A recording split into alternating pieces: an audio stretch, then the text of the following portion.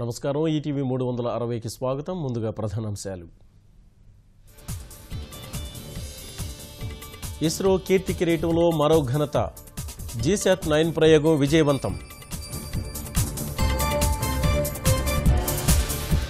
దక్షిణాసియా మధ్య బలపడనున్న సమాచార వ్యవస్థ. భారత సహకారానికి ధన్యవాదాలు తెలిపిన పొరుగు దేశాధినేతలు. నిర్భయ దోషులకు ఊరే శరన్న సుప్రీంకోర్టు. అత్యంత అరుదైన కేసుగా అభివర్ణించిన న్యాయస్థానం. ఎంసెట్ ఫలితాలు విడుదల.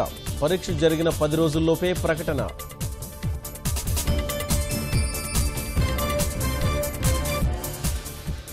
ఐదు మార్కెట్లలో మిర్చికి అదనపు ధర. ప్రతి బస్తా కొంటామన్న సీఎం.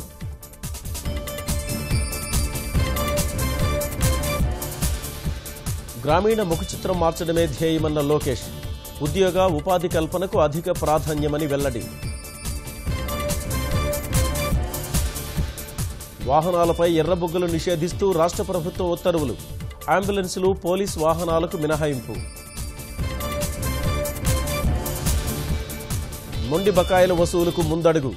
ఆర్బీఐకి మరిన్ని అధికారాలు. ఆర్డినెన్స్కు రాష్ట్రపతి ఆమోదం.